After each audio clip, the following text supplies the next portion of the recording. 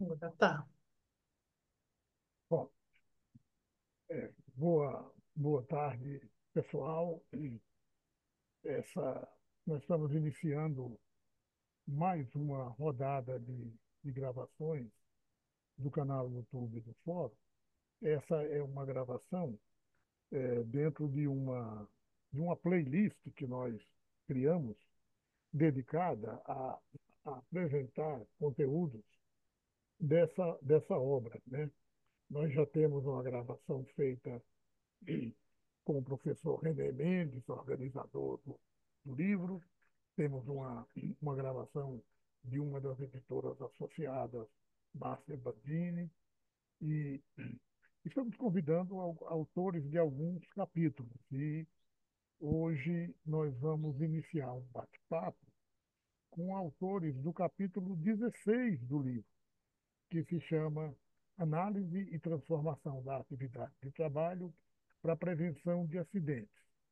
Eu não vou me explicar muito nesse aspecto, porque a Sandra Beltrán, que é a primeira autora desse capítulo, ela preparou uma apresentação inicial do conteúdo do capítulo, e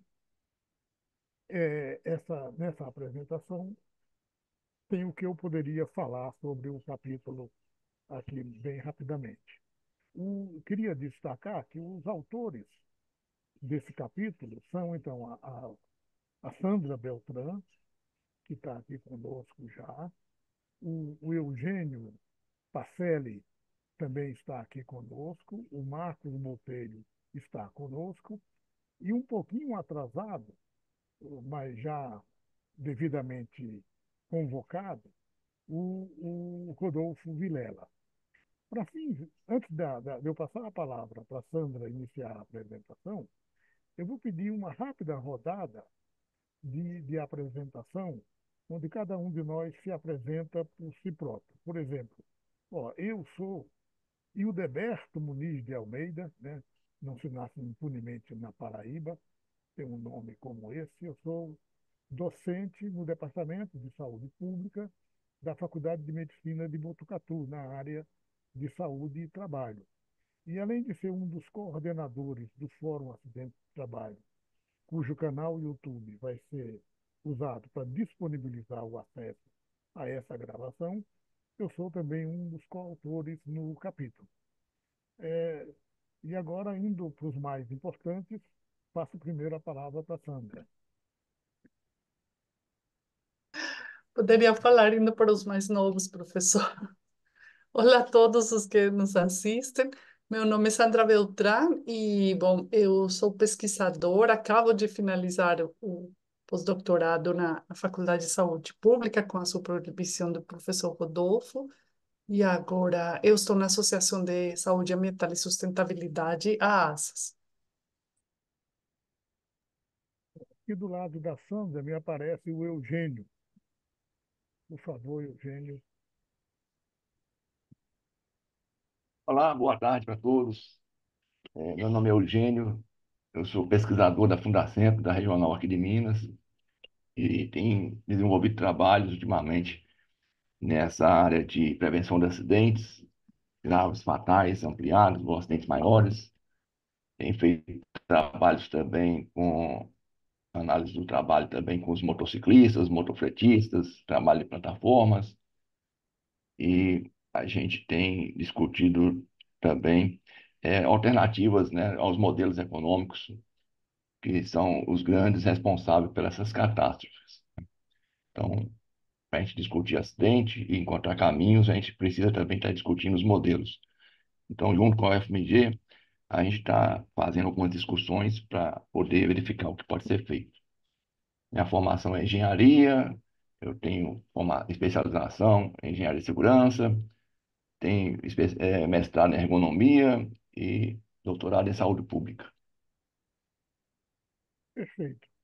É, é, Marcos Botelho, por favor, Marcos, auditor fiscal Boa da. tarde, todos me ouvem? É, te ouvindo bem, pode falar. Ok. Bem, meu nome é Marcos, eu sou engenheiro civil de formação, Fiz depois especialização em engenharia de segurança do trabalho, em ergonomia. Fiz meu mestrado na Fundacentro, com o tema acidente de trabalho em imprensas e similares. E, por último, eu fiz o meu doutorado na Faculdade de Saúde Pública da USP. Concluí a minha pesquisa em março de 2023. Sou auditor fiscal do trabalho desde 2007 e venho trabalhando com o tema acidente de trabalho, né? É uma prática nossa analisar o acidente de trabalho e eu tive a oportunidade de analisar os acidentes de trabalho de Mariana e de Brumadinho, sendo que o acidente de Brumadinho foi o objeto da minha tese de doutorado. Muito, muito bom, Marco. Acho que está entrando agora aqui também o Rodolfo Vilela, né? Eu queria só fazer um comentário, Marcos, que muito bom ver, primeiro, a densidade demográfica, a representação de Minas Gerais nesse encontro, né? Você e o Eugênio, né? E lembrar que você aí na Auditoria Fiscal do Trabalho trabalhou junto com sumidades, como a gente tem aí o Mário Parreiras, o Ayrton, o Ayrton, a Júnia, a Ivone, olha, é um time de craques, de campeões, e nesse campo da segurança, na mineração, muita gente boa, não é à toa que Minas, que deu Mário, deu também Mar. Só um registro especial aqui. Professor Rodolfo Vilela, é uma rodada inicial de apresentação rápida e você vai completar a rodada de apresentação. Pode falar.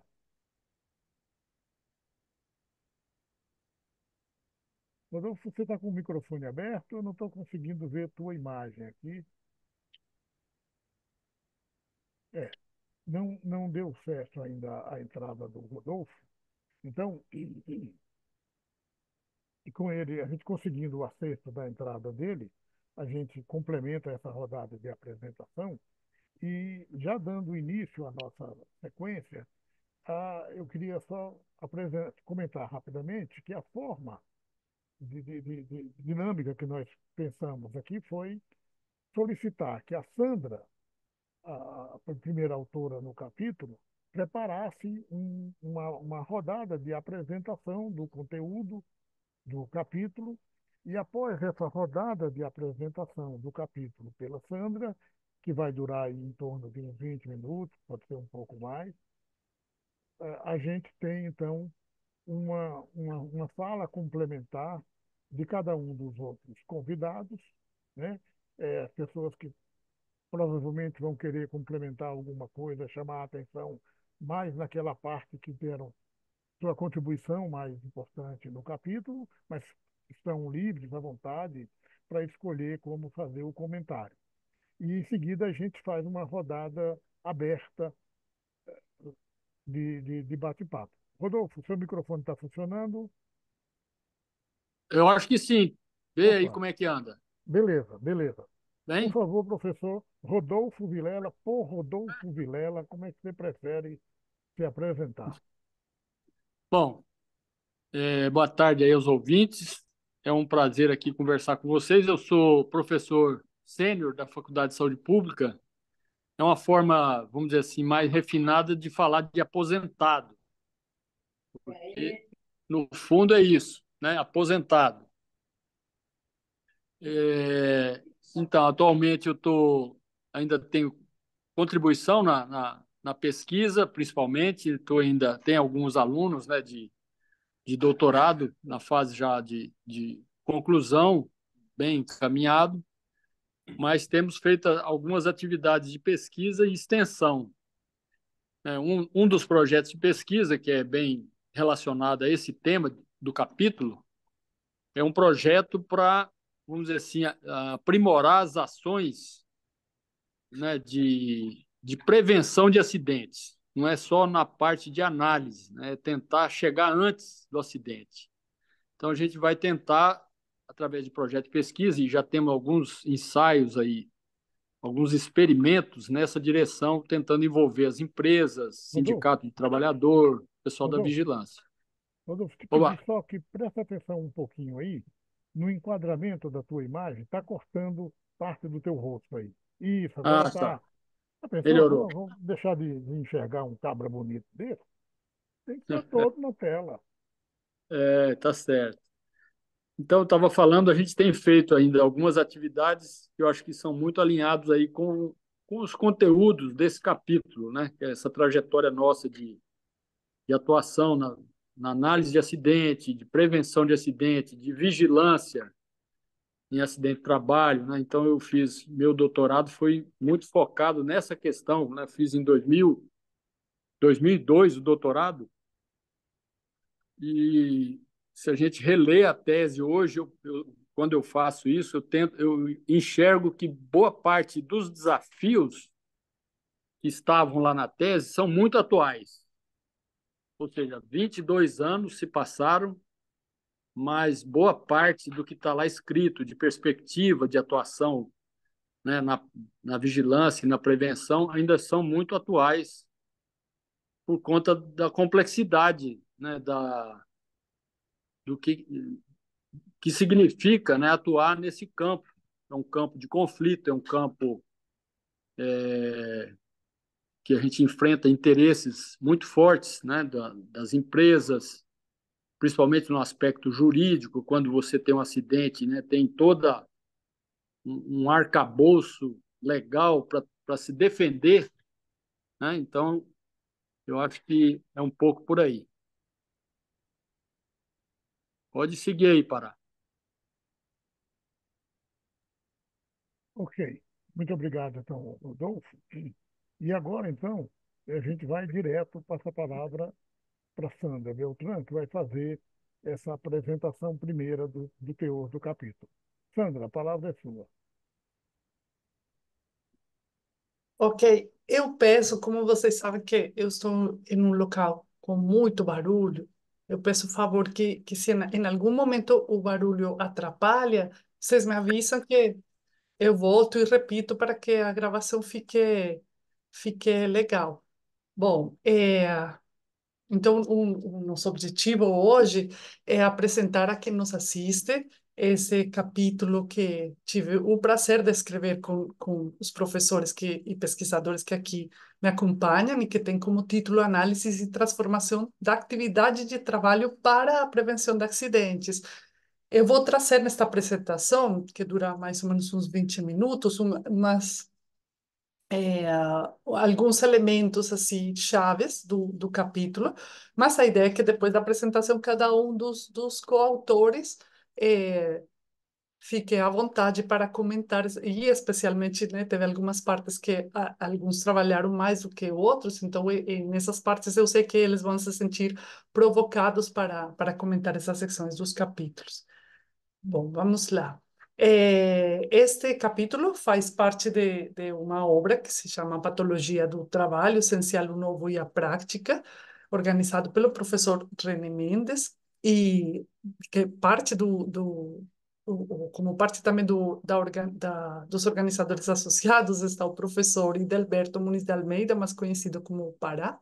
É um livro que já está na quarta edição, e como o próprio organizador diz, é um livro de peso no sentido literal e no sentido também de grandes autores que escrevem os capítulos. E é um livro que tenta valorizar especialmente as experiências e as vivências brasileiras, e esperamos que nosso capítulo também tenha dado conta dessa tarefa, dessa encomenda. É, Sandra, você consegue jogar a imagem completa? sim, professor. Que tanta coisa aberta aqui. Peraí.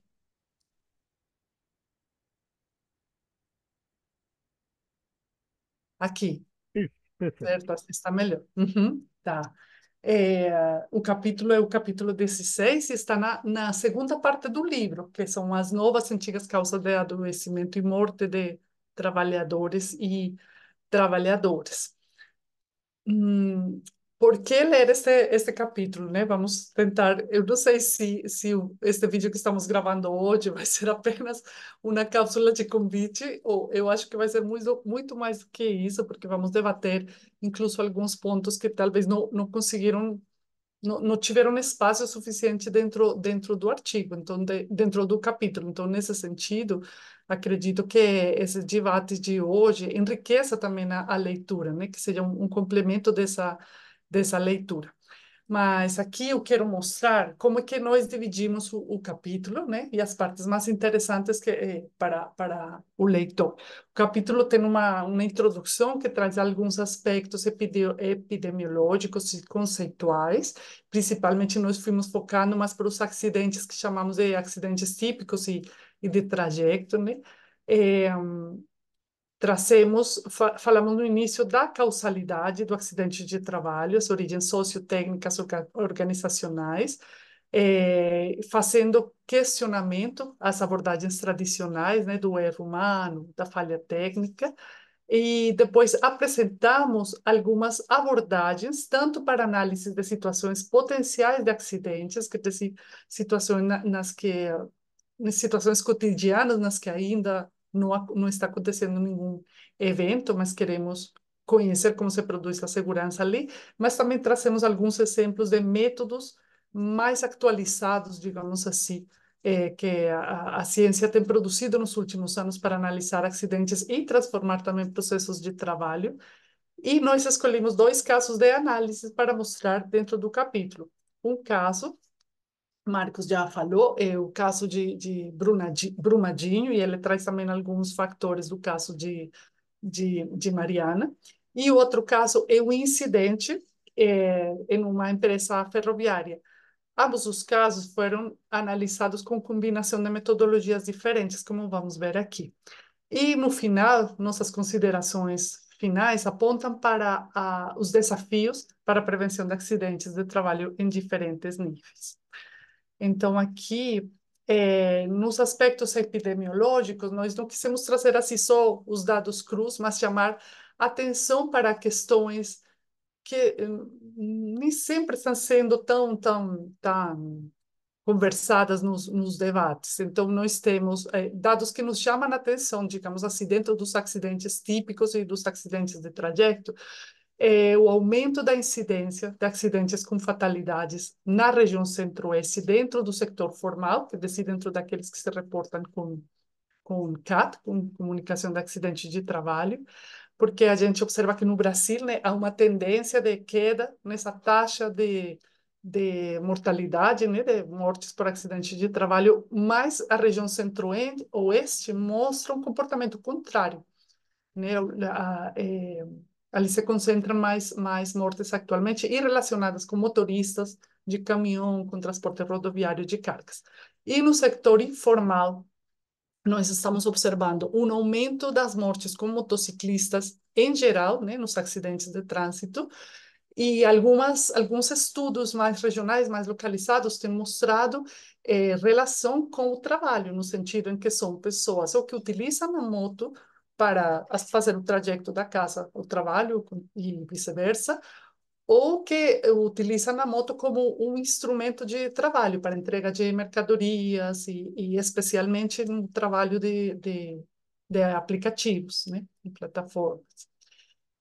Nos aspectos conceituais, nós trazemos aquelas definições, né, da legislação previdenciária, do que é um acidente grave para o sistema de notificação de agravos do SUS, o que é um acidente ampliado, mas também trazemos uma definição que é usada mais recorrentemente por nosso grupo de pesquisa, que é trazida pela teoria da atividade histórico-cultural, pelos conceitos dela. Nós entendemos que o acidente é produto de contradições, de tensões estruturais e históricas que se dão nos elementos da prática de trabalho. Então, esses dois exemplos do slide anterior, esses dois fenômenos que estão crescendo no Brasil, eles poderiam ser facilmente explicados por o trabalhador não prestou atenção no sinal, estava indo muito rápido porque ele é imprudente, e uma análise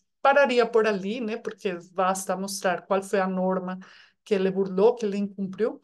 Mas com este conceito, nós queremos chamar atenção para certas contradições que se dão no sentido que temos que pensar que esse trabalhador ele está sujeito a bônus de produtividade, a algoritmos, a elementos ou instrumentos do trabalho que fazem com que ele precise produzir mais e em menos tempo, e que ele ou acelera a forma, né, como ele trabalha, ou ele também toma certos atalhos que mesmo sendo conscientes, ele não faz porque ele queira se acidentar, ele faz porque ele quer dar conta, né, ou aumentar a sua renda, ou chegar pelo menos ao mínimo, para ter um mínimo de sobrevivência. Infelizmente, hoje, vemos com muita frequência que as análises de acidentes sinalizam ou uma causa raiz única, né? Como um acidente, como se fosse feito de apenas um fator, uma causa, ou uma explicação pelo binômio de actos e condições inseguras, né? E algumas pessoas ainda se refletem a essa explicação numa lógica linear também, né? É, mas sim explicar por que que quais são os motivos para esse trabalhador ter esse comportamento, entre muitas aspas, inseguros. Então, aqui muitas pessoas vão dizer, mas o trabalhador já conhecia a norma, já tinha sido treinado, ele sabia que estava entrando num espaço inseguro, ele sabia que não podia passar por ali, e a análise acaba por ali. Isso entristece o trabalhador, a vítima do acidente se vê prejudicado por essa análise, mas é também prejudicial para a própria organização, que não aprende desse evento, porque uma análise mais completa permite chegar a entender por que esse trabalhador agiu dessa forma, mesmo sabendo que era uma situação insegura. Muitas vezes ele já fez isso várias vezes, os colegas conheciam, a supervisão também sabia, era uma situação aceitada.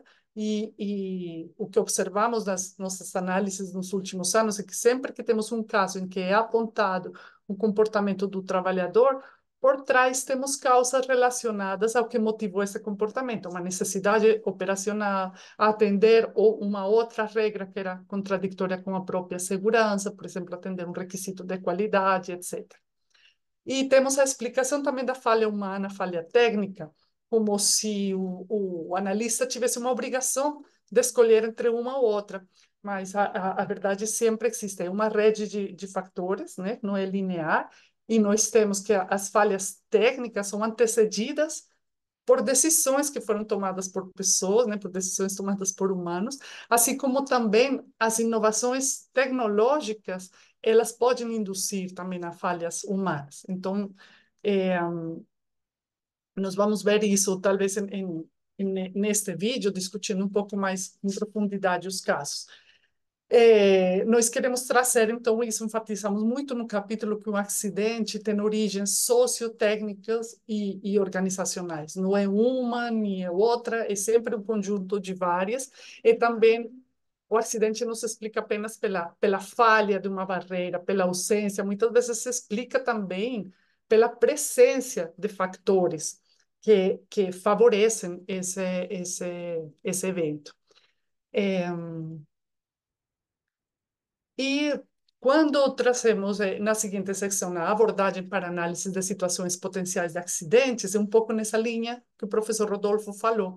Nós estamos em um caminho que queremos chegar antes do acidente grave acontecer.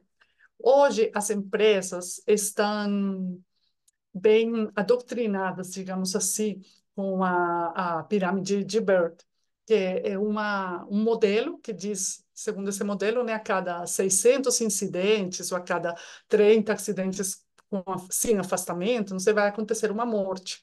Então, é repetido de forma sistemática para os trabalhadores que eles têm que reportar todos os incidentes e todos os desvios, mas que eles têm que ser evitados, que a base da pirâmide tem que ser reduzida para poder reduzir a possibilidade de acidentes com fatalidade.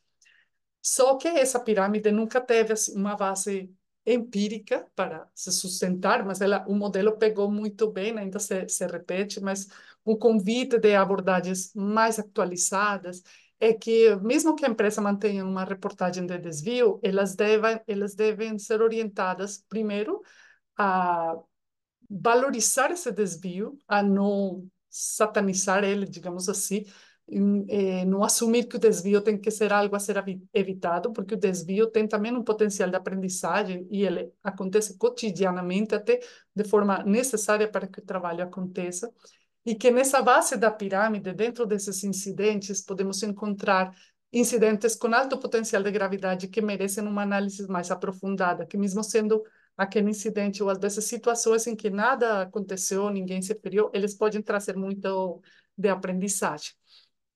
E nós, nas oficinas que fazemos sobre análise de acidentes, já tínhamos utilizado um instrumento, um roteiro de um autor que se chama Eric Nagel, para conhecer um pouco mais sobre o trabalho real, porque nós queremos convidar aos leitores, as pessoas que fazem análises, a que aprendam também a fazer perguntas nessas análises. Então, esse roteiro que estava em inglês, e nós passamos para o português, aqui para tínhamos feito isso para as oficinas, mas agora para o capítulo, ele pode ajudar em duas situações. Ele pode ajudar tanto a pessoa que está analisando um acidente, que quer começar por entender o trabalho real dessa situação, ou pode ajudar também pessoas que querem entender o trabalho em situações em que é identificado que há um alto potencial de gravidade, incluso onde não aconteceu o acidente ainda.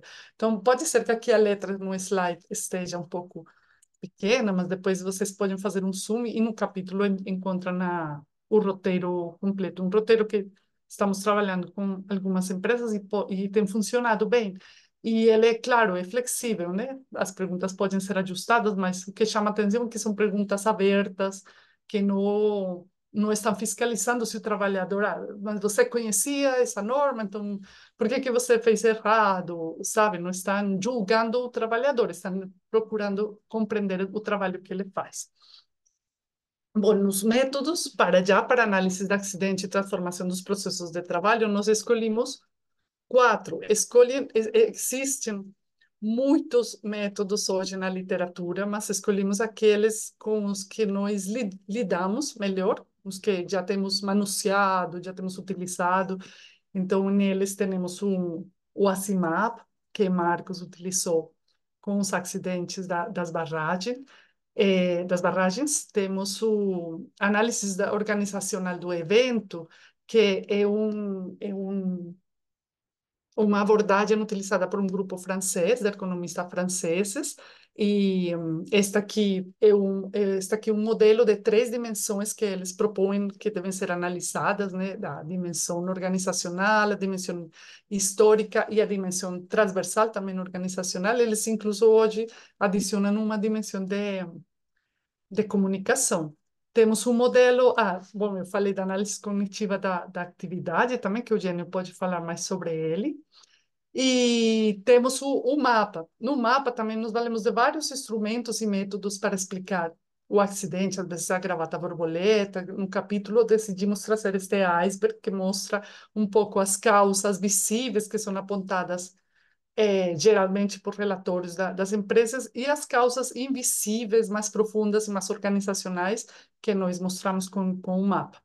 E falamos também no capítulo um pouco sobre o mapa expandido, que é uma metodologia em que, além dessa dimensão mais sistêmica de encontrar os fatores mais organizacionais, queremos também construir soluções junto com os trabalhadores. É uma metodologia mais participativa. Eu estou falando aqui, nem estou explicando bem cada um deles, estou mencionando que a gente conta deles sobre os capítulos e depois aqui os coautores podem escolher e aprofundar mais sobre eles. E os dois casos de análise que eu falei são o primeiro que Marco desenvolveu na tese. Ele estudou o acidente de Brumadinho, mas não tinha também como falar desse acidente sem falar do acidente anterior de Mariana. Então, ele traz aqui vários fatores organizacionais que contribuíram para os eventos, e é legal que ele hoje vai mostrar vários desses fatores. E aqui eu queria também dizer, quando a gente fala lá no início, né, daquele trabalhador que que é culpado de um acidente por um ato inseguro e que com a justificativa, né, a gente escuta muito essa fala, mas ele sabia que isso era arriscado e mesmo assim estava fazendo. A gente faz uma comparação também com outros trabalhadores em outros níveis hierárquicos, em que eles, por exemplo, decidem não investir em manutenção. E a gente fala, bom, eles também sabiam que a deixar de investir era assumir um risco. Mas por que que fazem isso, né? Então, Marcos tenta trazer essa reflexão na análise dele. E o outro, que também decidimos incluir no capítulo, já é um incidente que acontece com um equipamento em uma empresa ferroviária em que o trem quase atropela um equipamento que estava instalado ali para uma manutenção, quer dizer, é de alto potencial porque ele poderia ter atropelado vários trabalhadores ali. E a gente utilizou, neste caso, um mapa expandido para fazer uma análise participativa, em que os trabalhadores questionam esse problema dos acidentes, analisam as causas deles e propõem também soluções para eles. Então, a gente traz de uma forma resumida ali esse incidente e como traz, digamos assim, a cozinha também, de como foi esse trabalho de pesquisa para chegar a esses resultados. E nós fechamos o capítulo com os desafios para a prevenção de acidentes. E aqui falamos de desafios em vários níveis. Então, damos algumas, o que acreditamos, né, humildemente, serem caminhos de prevenção possíveis. É bem provável que não todos os caminhos estejam ali, mas a gente tenta, né, levar ao leitor um exercício de reflexão do que poderia ser feito a nível de dentro das empresas, mas também a nível meso, né, nas ações de prevenção, desde a vigilância de saúde do trabalhador e o nível macro, as políticas em saúde do trabalhador. A gente ainda não teve o fôlego de falar de um nível mega, né, entre países e nas cadeias de produção. Mas aqui a ideia, se voltarmos lá nos dois exemplos que eu coloquei no início, dos acidentes de transporte, a gente pensa que uma empresa só não daria conta de solucionar esse problema, ou uma equipe de vigilância de uma região. Tem que ser um trabalho intersectorial e bem articulado para chegar a uma solução para chegar ao caminho da prevenção, né? Bom, eu voltei, acho que é isso. Bom, aqui este capítulo foi escrito dentro do projeto temático eh, do Itapar, que está já no último ano, né? Também foi financiado pela FAPESP, tanto o projeto temático como a minha bolsa de pós-doutorado. Mas aqui nós queremos agradecer especialmente a todas as pessoas que fazem parte desse grupo de pesquisa de acidentes de trabalho e que nos ajudam durante os debates a refletir e a pensar, e produto dessas reflexões aparecem aqui no capítulo. E nós fazemos também um convite aos leitores que visitem o portal do Fórum Acidentes de Trabalho e o blog da Ergonomia da Atividade, que é parceiros também do grupo, onde podem encontrar conteúdo muito interessante, disponível, gratuito e, digamos assim, para diversos públicos. Tem conteúdo para um nível mais acadêmico, mas tem conteúdo mais traduzido, digamos assim, para trabalhadores, para pessoas que trabalham em CIPA, em SESMIT, etc. Aqui no final eu não trouxe todas as referências do capítulo, mas apenas algumas que utilizamos nesta apresentação. Então, agora a palavra é com meus colegas e queridos professores. Bom, Sandra, muito legal. Achei que ficou muito bom o painel que você elaborou aí, né? Conseguiu transitar por todos os componentes destacados no texto. Eu estou na dúvida agora como seguir aqui. Vou fazer o seguinte: eu vou começar convidando colegas mineiros, né? Eugênio e o Marco, para fazerem seus comentários. Depois o Rodolfo e eu podemos fazer um complemento adicional. E você, Sandra, fica à vontade para que, se quiser em algum momento dialogar com o colega que esteja falando, é só levantar a mão ou até já falar direto, que você vai ser sempre bem-vindo. Eugênio, Obrigado, Pará. Eu vou começar aqui então. Eu escrevi um tópico aí no capítulo, né, que diz respeito à prevenção de acidentes graves e fatais, que tem sido um problema recorrente hoje no Brasil, sobretudo no Brasil, no Brasil e em Minas Gerais, na área de minerações, né? As grandes catástrofes, que são acidentes de trabalhos que extrapolam os muros da empresa.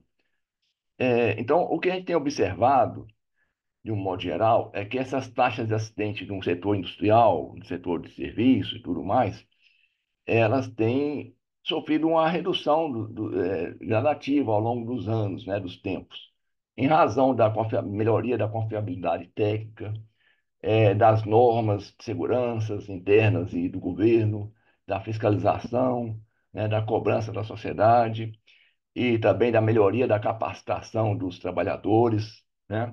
Isso tudo contribuiu para que esses acidentes de trabalhos mais simples reduzissem substancialmente. Mas, por outro lado, a gente tem visto que as taxas de acidentes graves e fatais, elas têm sofrido pouca variação, elas têm mantido quase que constante ao longo do ano. Ou seja, esses modelos de gestão da segurança do trabalho nas empresas, ele está se mostrando que chegou no limite, né? Eles não conseguem mais fazer a prevenção. Eles têm trabalhado mais na análise de eventos ocorridos e tentando ampliar as normas, ampliar a confiabilidade técnica. E, por outro lado, eles não conseguem antecipar esses acidentes graves e fatais.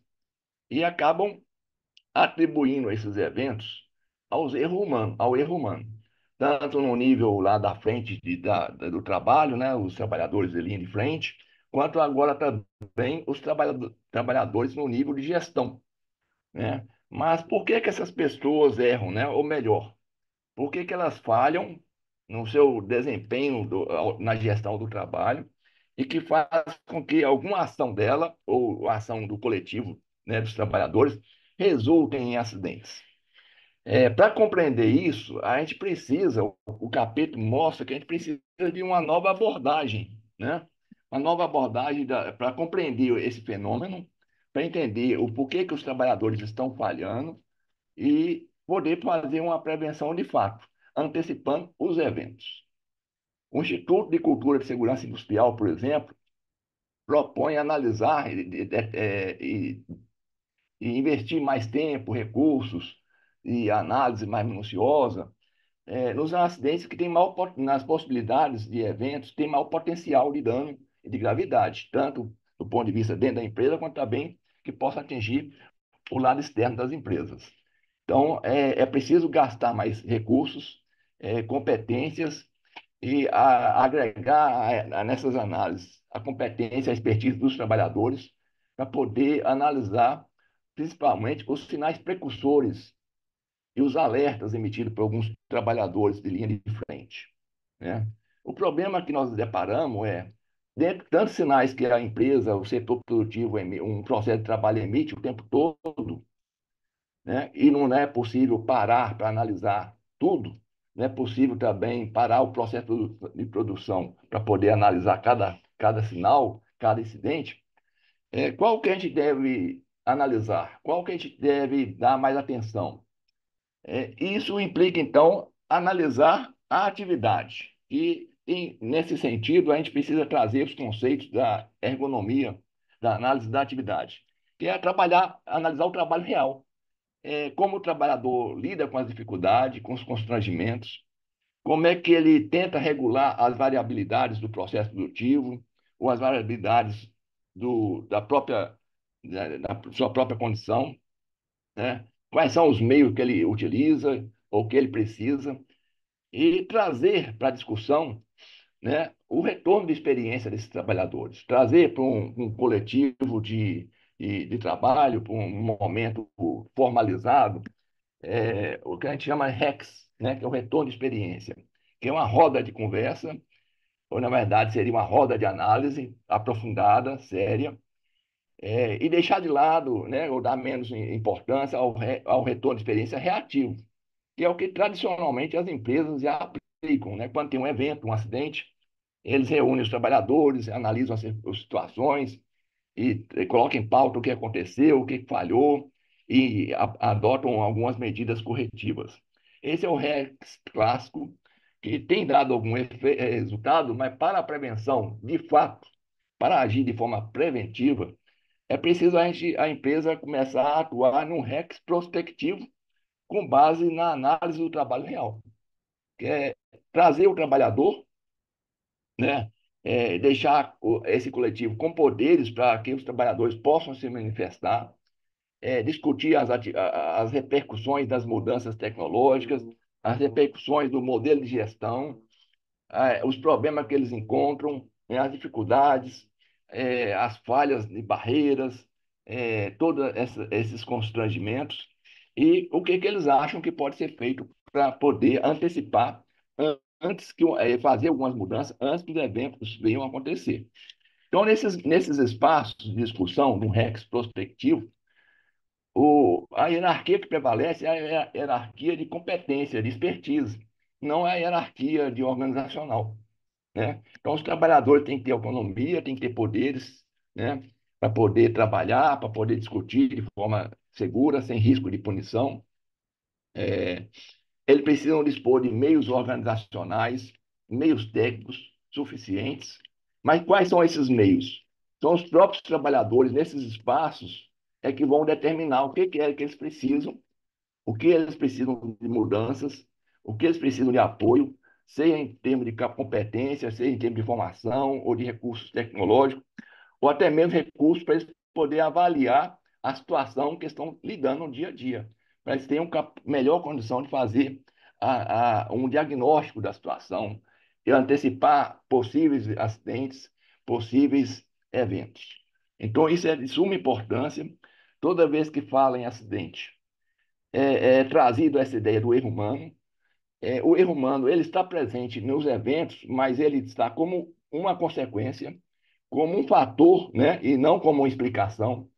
E as análises que se propõem a fazer, atuar de forma preventiva, é preciso investigar, analisar o que contribui para que as pessoas falhem, cometam erros, né, no seu dia a dia. Porque geralmente o trabalhador ele está tentando fazer a prevenção, fazer a produção acontecer. Em algum momento ele não dá conta e acontece alguns eventos. Então, esses eventos, né, que têm a explicação no trabalhador, eles têm se mostrado insuficientes. Essa explicação com base no erro humano, ela é ultrapassada e insuficiente. Aí precisa discutir os fatores organizacionais, os fatores de gestão, que têm impactado sobremaneira em todas as frentes de trabalho, seja no setor de serviço, seja no setor industrial. Quando a gente fala também de modelo de prevenção de acidentes graves, fatais, ampliados, acidentes maiores, a gente precisa discutir também o modelo econômico que está por trás disso. Que hoje o modelo econômico ele é bastante deletério para o meio ambiente, ele é bastante deletério para os trabalhadores, ele é bastante deletério para a sociedade, porque ela usufrui pouco, né, dos benefícios desse modelo. Os benefícios, os lucros, eles ficam centrados um grupo pequeno de pessoas, geralmente, às vezes, em outros países, em outras localidades, não onde o modelo é aplicado. Então, quando se fala em prevenção de acidente, a gente tem que também extrapolar o mundo da empresa e discutir o modelo de gestão, que se mostra esgotado, o modelo econômico e o modelo de sociedade, que procura tirar da natureza tudo da maior intensidade possível, na maior velocidade possível, sobrecarregando o meio ambiente, sobrecarregando os trabalhadores, e que tem, para nós, uma peça-chave na explicação desses grandes acidentes. Então, toda a discussão hoje de acidentes, né, persistentes, insistentes, graves, fatais, a gente tem que discutir o modelo econômico, o modelo de sociedade, o modelo né, de gestão. E estão se mostrando bastante deletério e estão se mostrando que chegou no limite, né, que compromete até mesmo a existência da humanidade. Era isso, Beleza, vou falar. Então, voltar a beleza. bola para vocês aí. Muito bom, Eugênio. A provocação agora vai ampliando, né? E, por falar em provocações, vamos passar a palavra para um provocador maior aqui, Marcos Botelho, que mais do que provocador, ele é provocado pelos desafios, né? Então, tá aí, Marcos, vai com a palavra. Bem, obrigado, Pará. Cumprimento os nossos leitores, nossos ouvintes, e fala que vocês vão gostar muito desse capítulo. Eu reli agora pela manhã, e toda vez que eu releio o capítulo, me surpreendo com a qualidade do capítulo, com a qualidade das informações. Bem, para fazer compreender o que foi o acidente de Brumadinho, eu comecei a ler muita coisa e por vários meios.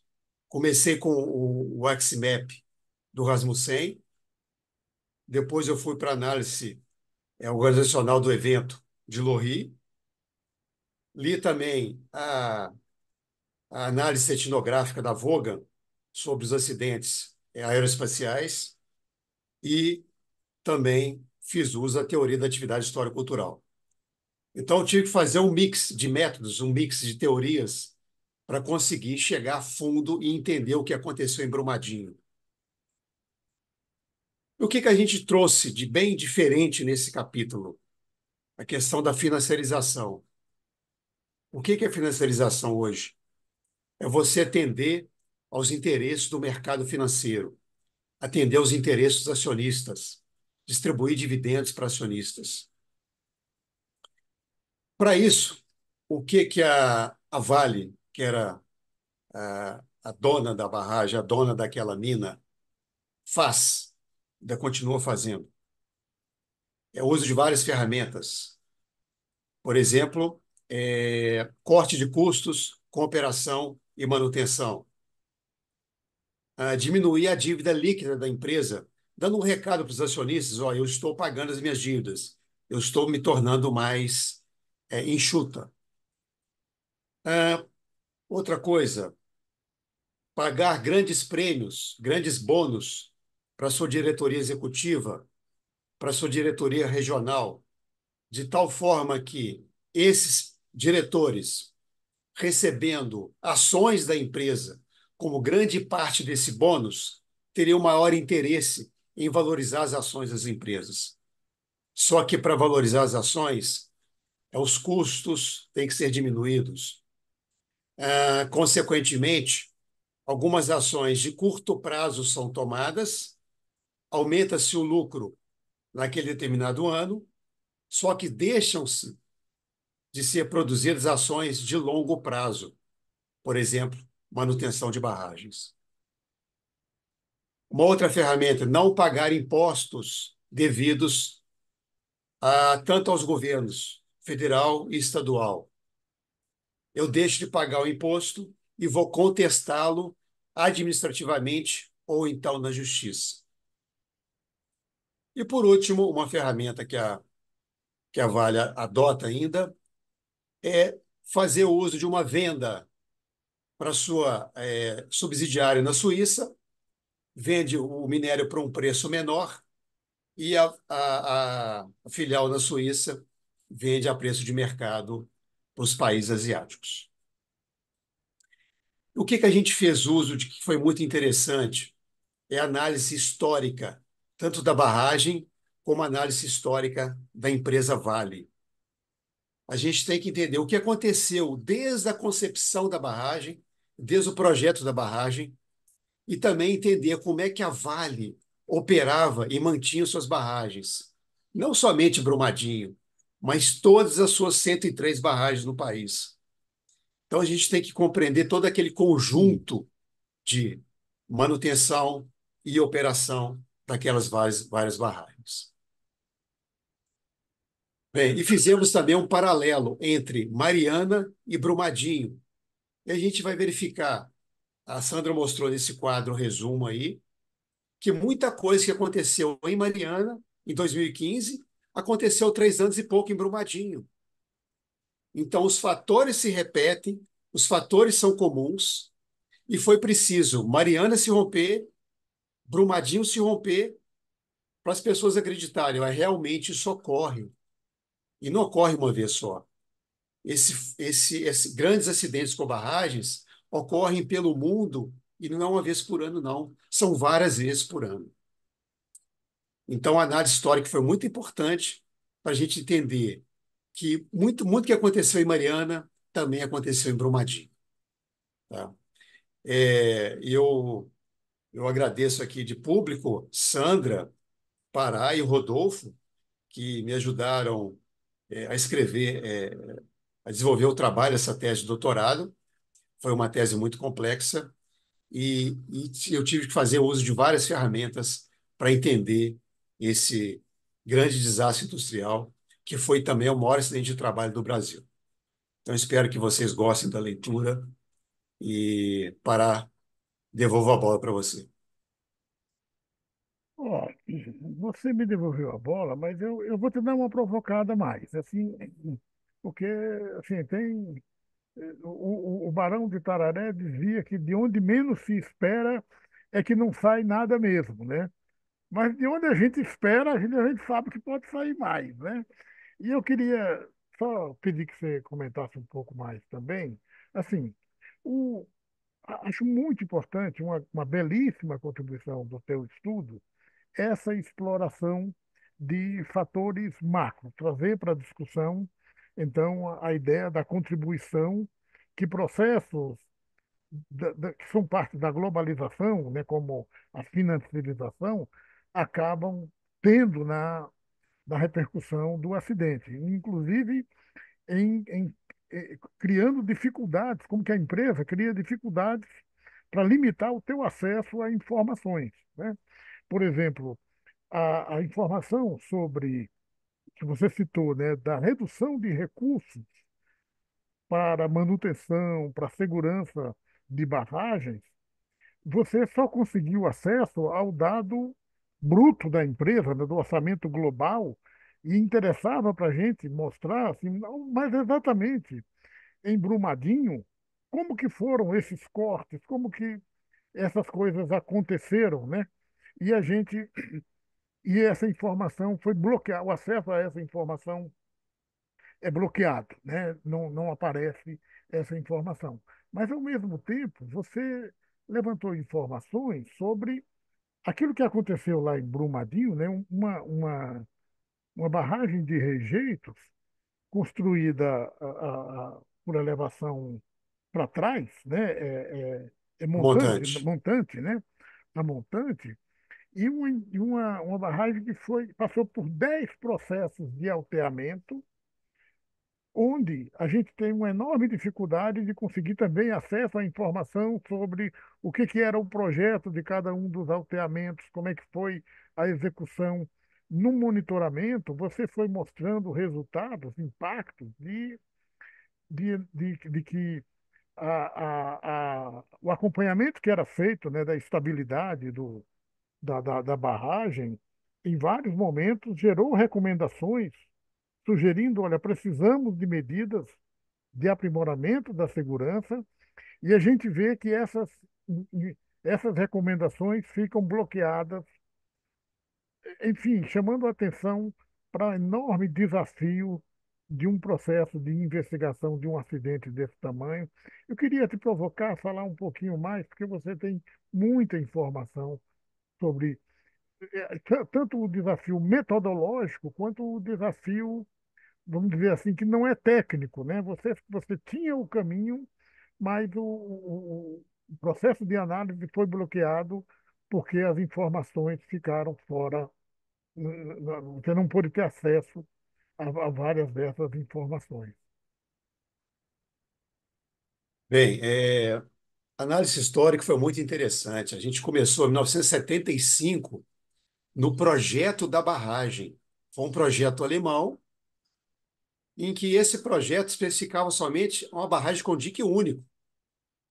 Não se levantava hipótese de alteamentos. Por isso que essa barragem não tinha drenagem no dique inicial. Todo mundo acha muito estranho. Como uma barragem de 87 metros não tem drenagem no dique inicial? Porque simplesmente não foi previsto alteamento da barragem. E ela passou não somente por 10 alteamentos, sim por 14 processos de alteamento. Até mais, a gente até chegou a um número maior do que o anunciado aí, pela imprensa, né?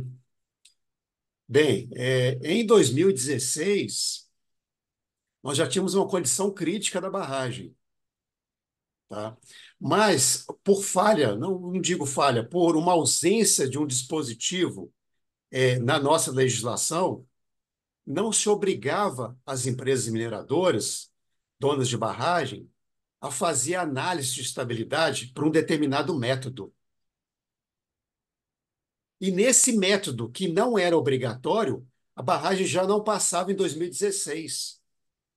Mas se houvesse isso em legislação, e a empresa tivesse que colocar isso em seu relatório, essa barragem já não passava em 2016 e seria já interditada em 2016. Consequentemente, a gente poderia ter poupado 272 vidas. Talvez a barragem até se rompesse, porque a situação era crítica, mas não teríamos mais as pessoas, as jusante da barragem, não teríamos mais as pessoas levadas para aqueles milhões de metros cúbicos de rejeitos. Bem, somente a partir do rompimento de Mariana, que a legislação ficou um pouquinho mais apertada, e depois de Brumadinho, aí sim fizeram o que tinha que ser feito, e a legislação, tanto estadual como federal, ficou mais dura, mais pesada, e obrigando as empresas agora a fazerem o quê? A descomissionarem, a desmontarem essas barragens alteadas a montante.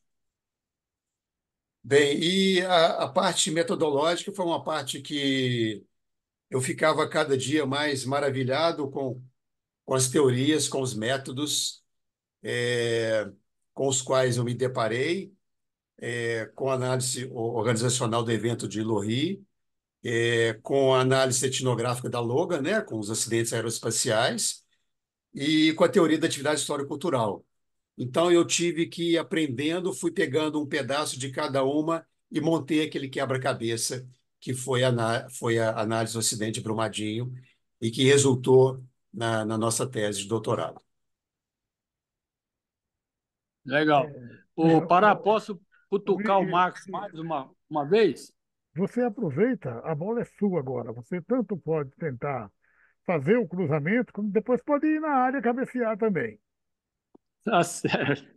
Bom, Marcos, eu acho que toda vez que a gente lê e escuta, né, você falando, a gente é instigado a pensar outras coisas, né, pela riqueza que tem esse material, toda essa experiência, que eu acho que tem um caráter assim muito inédito, né, chegar nesses, com todas as dificuldades, né, que o Pará comentou, você teve acesso a uma riqueza de documentos, né, de tanto comissões de inquérito, enfim, vários órgãos analisaram esse acidente. Você reuniu quase uma centena de documentos de análise para fazer a sua análise. Então, é sempre bom lembrar, né, essa riqueza que é esse trabalho. Mas o Eugênio levantou uma bola aí que a gente tem valorizado bastante, que é essa ideia dos sinais de alerta, os eventos precursores. Eu queria que você comentasse quais seriam, na sua visão, os sinais de alerta para o rompimento que, se tivessem sido valorizados, ouvidos, né, detectados e processados as medidas, poderiam, vamos dizer assim, acender uma luz antes da ocorrência dessa tragédia que foi esse acidente. E assim, só para aproveitar, né, na brincadeira aí, tem um ditado que fala que raio não cai duas vezes no mesmo lugar. E a gente viu cair, quebrou esse paradoxo, né? A gente viu cair dois raios praticamente na mesma empresa, no mesmo lugar, num intervalo muito pequeno de tempo. Mas, então, se você puder comentar um pouco quais são os sinais eu sei que você entrevistou pessoas, você analisou vários eventos, né, que poderiam ser detectados precocemente, né, para não chegar na análise do evento, né, o evento não acontecer. Eu acho que é isso que a gente tem chamado a atenção atualmente, né, que eu acho que o Eugênio também comentou aí nessa abordagem, né, mais antecipatória, né, mais preditiva. Tá bom? Vai lá. Obrigado, Rodolfo. A barragem sempre teve problemas de drenagem, tá? Como não existia drenagem no dique inicial, foram executando, à medida que ela ia sendo alteada, os diques de alteamento iam possuindo drenos. Isso realmente eles fizeram, tá? Só que esses drenos, ao longo do tempo, se mostravam, vamos dizer, não totalmente eficazes. E aí, ao longo de vários anos, a palavra chama-se surgência.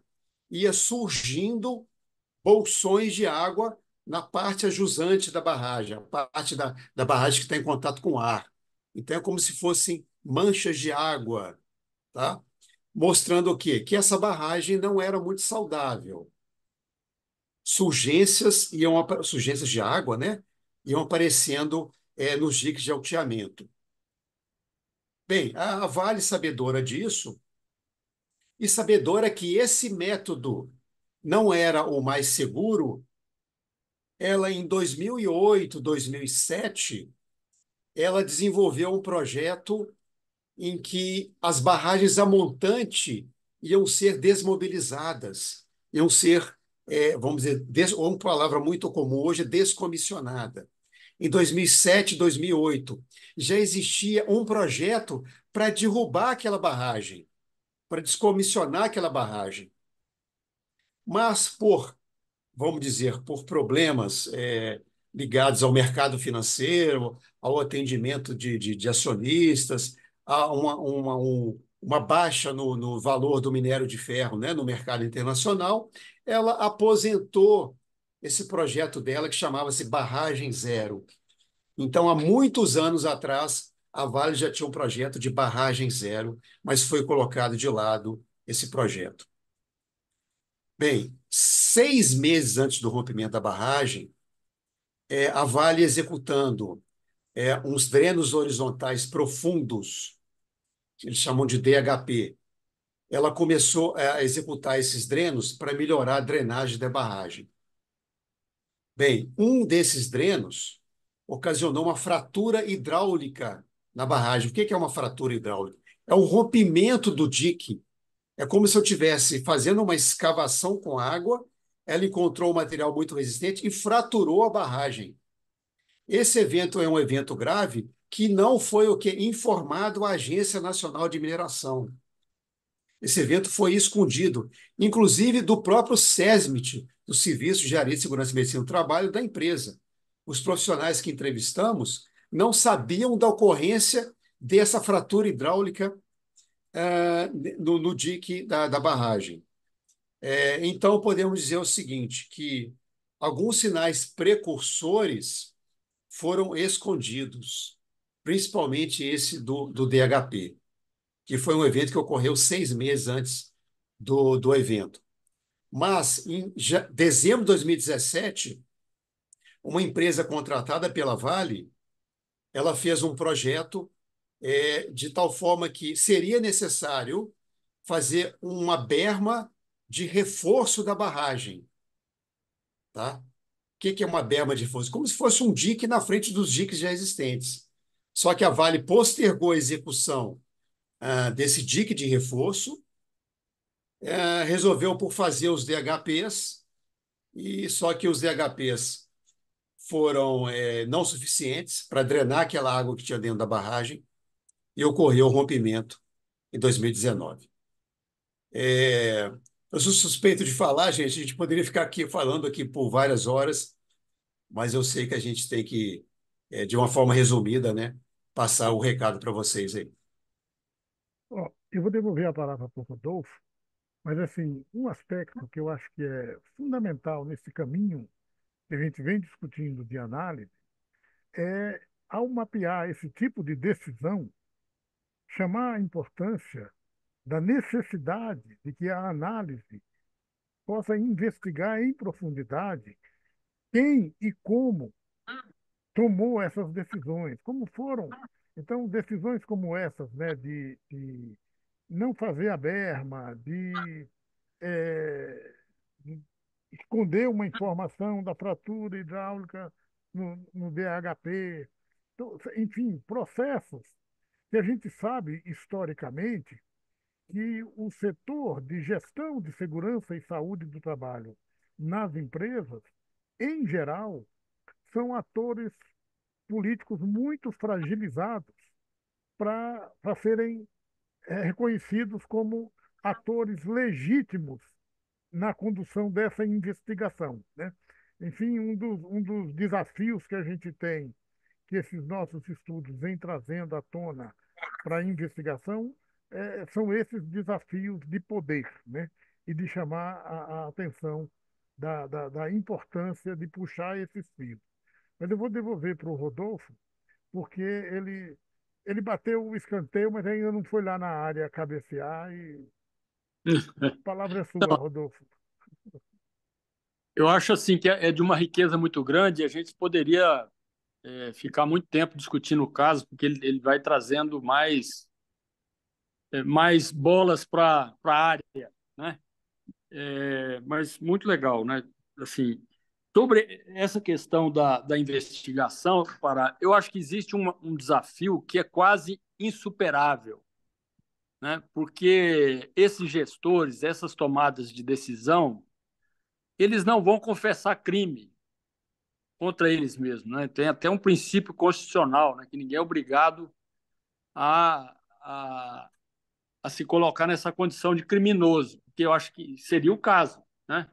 Então, a análise de acidente tem procurado sair dessa armadilha, porque implica em chegar em questões, enquanto a gente não mudar a perspectiva da análise, né? Por exemplo, no setor aéreo, as análises, né, lá do CENIPA, elas, não, elas, por, vamos dizer assim, definição até legal, não podem ser utilizadas para fins de responsabilização, de criminalização de pessoas, de organização. Elas têm uma finalidade preventiva, né? Ou seja, para fins de aprendizado.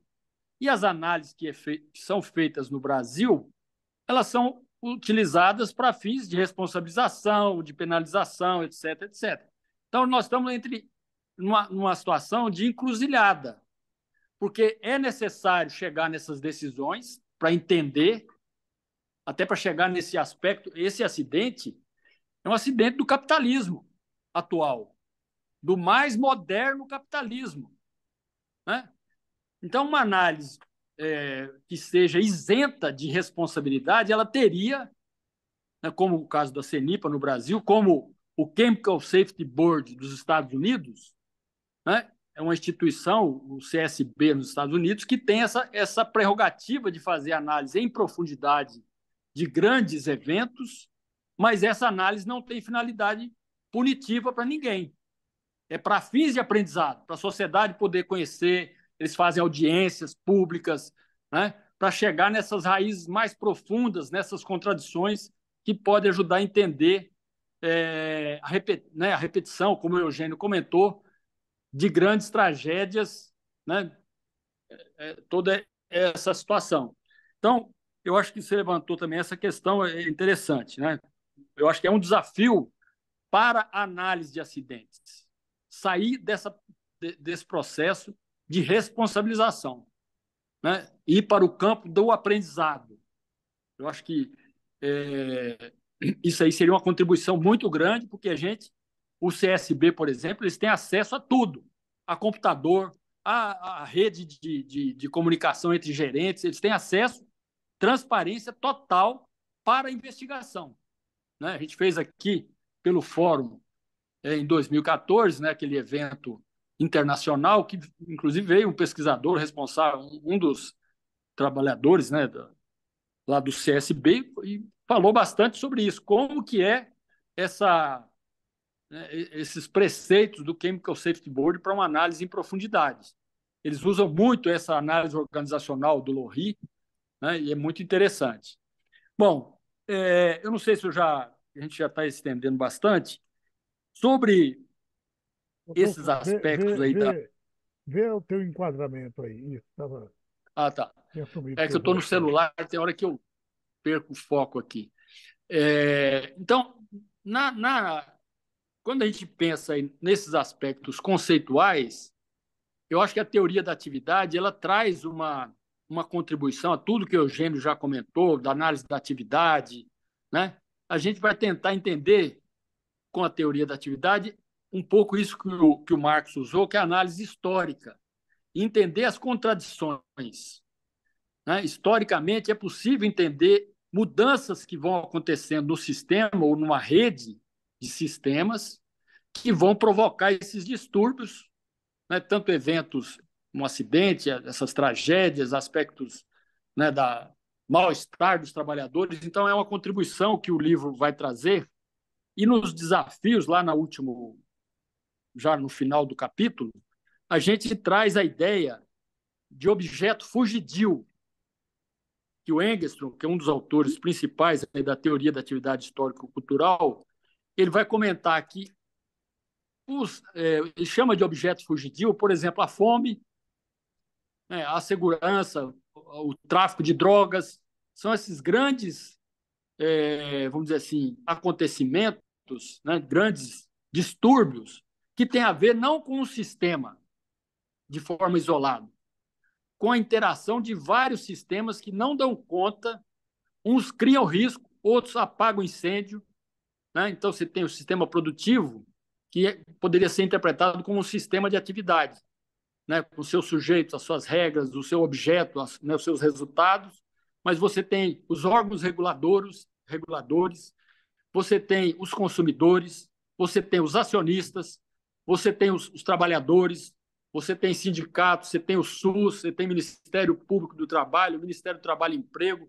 Então, veja só, em torno desse objeto, que é um objeto grandioso, é um objeto que ninguém dá conta, seria necessário, então, um desafio maior, talvez de longo prazo, seria necessário coesionar várias ações em torno desse objeto. Como fazer a prevenção? Então, a gente tem tido uma experiência aqui em Piracicaba, né, a gente montou um comitê chamado COMPRAT, Comitê de Prevenção de Acidente de Trabalho, com foco nos óbitos e com foco nessa visão antecipatória. Mas a gente está fazendo esse experimento, né, e uma empresa já se dispôs a fazer essa ideia de mapear com os trabalhadores os sinais de alerta, mas num contexto articulado de várias instituições. Não vai ser uma empresa isoladamente, né? Ela vai prestar, a gente vai fazer o experimento nessa empresa, depois vamos discutir com outras empresas. Está participando o Ministério do Trabalho, está participando o Ministério Público do Trabalho, Sereste, os sindicatos de trabalhadores, os profissionais das empresas. Então, nós estamos criando a ideia dessa articulação, desse coesionamento de vários sistemas em torno desse objeto que é a prevenção, que é um desafio enorme, mas nós não acreditamos que seja possível fazer isso com uma empresa isoladamente. Então, tem que ter uma articulação maior que dê resguardo, que dê retaguarda para essas ações inovadoras, para sair, para romper, né, esses obstáculos que já foram colocados, da visão da culpa da vítima, dessa análise superficial, dessa visão defensiva provocada pelo jurídico das empresas que querem a todo custo arrumar um bode expiatório e sair da análise organizacional. Então, a ideia do comitê vem um pouco conversar com essa ideia do objeto fugidio, que é um objeto que nenhum sistema sozinho vai dar conta.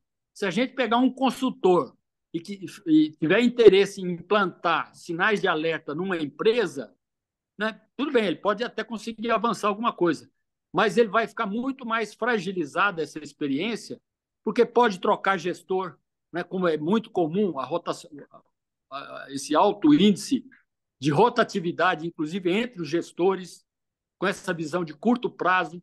Então, a ideia é que essa experiência esteja compartilhada, né, num fórum permanente de debate, onde a gente possa fortalecer as várias iniciativas e tentar dar uma certa, se é possível, né, sustentabilidade para essas experiências.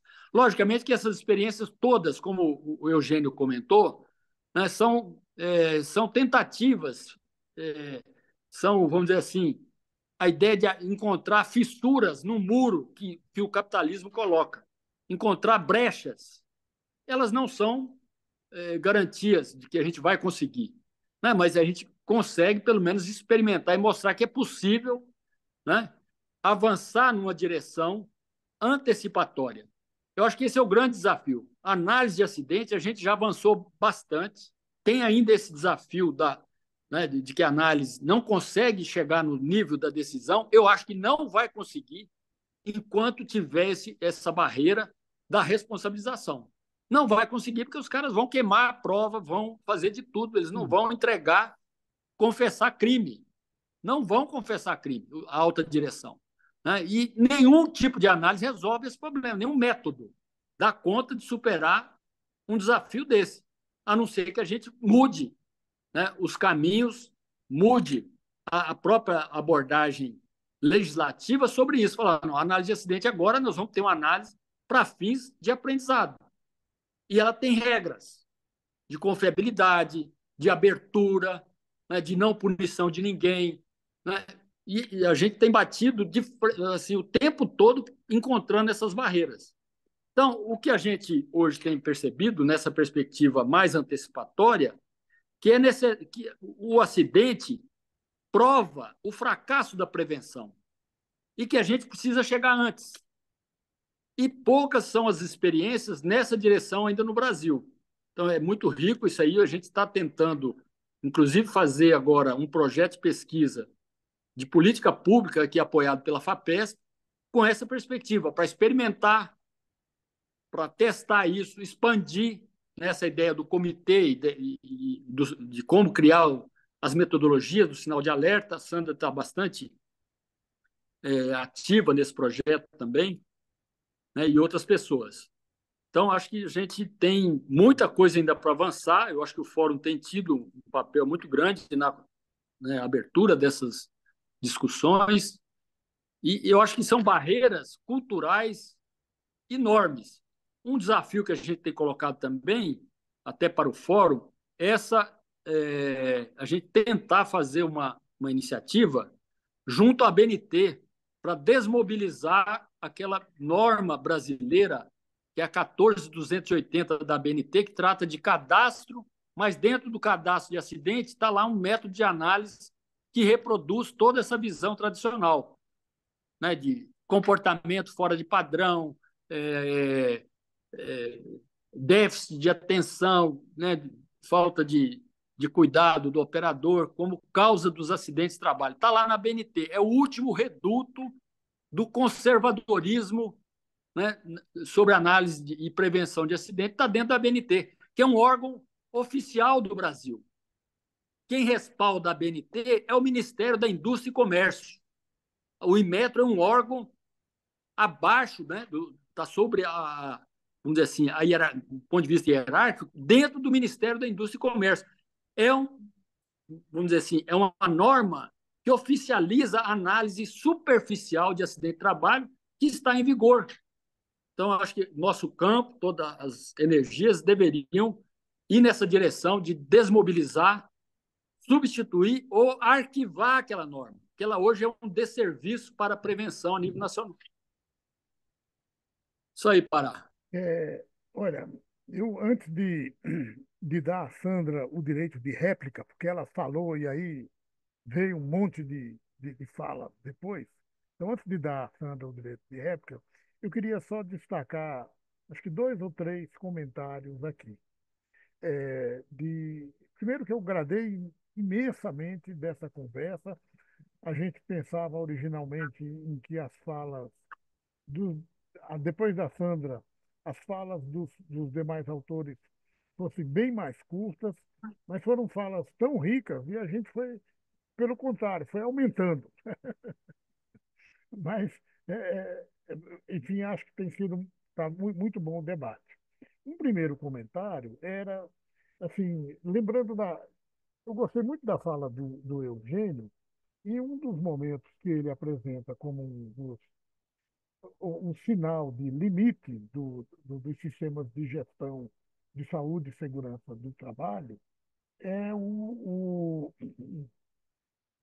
é a referência ao fato de que as melhorias nas práticas de gestão, de segurança, foram se traduzindo numa ideia que a gente pode pensar num gráfico, numa representação gráfica da, da frequência, da prevalência de acidentes do trabalho no tempo, vai ocorrendo uma queda, uma diminuição na, na, no, nos, nas- nesses dados de acidentes do trabalho, mas que não se reflete exatamente quando a gente considera apenas os casos graves de acidente, né? É mais ou menos o resgate da fala do Eugênio. E, e aí eu lembrei de um gráfico que estava representado no livro de Árvore de Causas, foi publicado aqui no Brasil, onde na França, lá no começo, nos meados dos anos 70, quando foi desenvolvido o modelo de árvore de causa, uma das explicações para o aparecimento da técnica, né, da análise do acidente, pensando no acidente como um fenômeno sistêmico, árvore de causas, era um gráfico que dizia isso. Olha, a, a, a ocorrência de acidentes foi sendo brutalmente reduzida durante anos, e isso refletia essencialmente a melhoria nas práticas, nas legislações de segurança, nas práticas de gestão de segurança na França, e aí chegava num patamar mais baixo de queda de acidentes, mas onde os valores, a incidência, a prevalência ficava mais ou menos flutuando. E aí eles diziam, olha, agora, para analisar os acidentes nesse novo patamar, é mais ou menos a mesma expressão que o Eugênio usou, né? Está dada aí, está marcada aí a necessidade de novas abordagens, novas, novas técnicas, novos conceitos para entender a acidentalidade nesse novo momento. Eu, é, é, eu achei interessante fazer o paralelo com o dado lá da árvore de causa, porque essa situação, Eugênio, ela agora a gente tem um novo tipo de exigência nas práticas de gestão de segurança, né? É uma, é uma espécie de atualização daquilo que foi um desafio lá nos anos 70 e agora, com todos os avanços que aconteceram na, na, na, na, nos conceitos, nas ferramentas, o Marcos fez uma listinha aí razoável de, de, de, de, de de trajetória, né, de conceitos que foram sendo incorporados, foram sendo trazidos para a gente pensar as análises. Enfim, e- essas novas, essa necessidade, nesse novo momento, precisa ter, então, um novo redesenho. Mas eu gostei do seu comentário. E eu queria fazer um comentário, primeiro uma brincadeira com a fala do Rodolfo, quando ele fez, num primeiro momento, uma fala pessimista de que, olha, a gente não vai conseguir análises que consigam acesso aos dados em profundidade, né, aos dados dos processos de tomadas de decisão nesses sistemas. Aí ele faz uma afirmação assim peremptória, mas depois ele complementa, a não ser que. Aí eu gosto desse a não ser que, porque diz assim, num primeiro momento a ideia da negação era quase que assim uma leitura moralista, não vamos conseguir, mas opa, vamos voltar à razão e a gente tem caminhos aí para gente cutucar, né? Ele tem razão na identificação de que não se trata de um desafio fácil, de fácil solução, né? E aí, só para finalizar meu comentário, nessa questão do desafio e da dificuldade de acesso à informação, é, uma, o Rodolfo usou muito o argumento aqui de que o representante da empresa não vai confessar um crime, não vai confessar que deixou que decidiu engavetar uma determinada recomendação, por exemplo, no caso da Vale lá. Eu acho que tem um desafio aí para a gente na investigação, que é o de tentar abrir a caixa preta desse processo de tomada de decisão sem, sem o viés da criminalização. E o desafio é de tentar mostrar, assim, olha, um gestor da Vale que de repente tomou uma decisão que contribuiu para um acidente, um desastre com a gravidade que foi o de Brumadinho, que foi o de Mariana, é, eu não acredito que a lógica da tomada de decisão seja a da maldade, né? A do não, o único valor que eu vou considerar aqui é o do rápido rendimento do meu acionista. Essa lógica está presente lá, né? Mas o que a gente precisa tentar, então, abrir essa caixa preta, ver um debate que nos ajude a enxergar qual é a lógica que está por trás da tomada daquela decisão, como que ela é construída. E mostrar que, então, geralmente são pessoas que estão submetidas a pressões tremendas, né? E são levadas a raciocinar apenas com a lógica do, do, do, do, do, do- da, da- do seu interesse mais imediato e que, de certa maneira, se a gente conseguir abrir esse caminho, uma das coisas que a nossa investigação vai revelar é que há um grande número de outros interesses em jogo e interesses que precisam ser considerados, incorporados nesses processos de tomada de decisão dentro das empresas. Não é um caminho fácil, mas assim, acho que não vamos fugir. Há problemas com a criminalização, claro, ela tem prejuízos históricos. Agora, alguns desses prejuízos, algumas das dificuldades que vão ser trazidas aí, tem a ver com o fato de que o objeto que a gente está lidando, ele tem múltiplas dimensões. E uma das dimensões é a dimensão jurídica.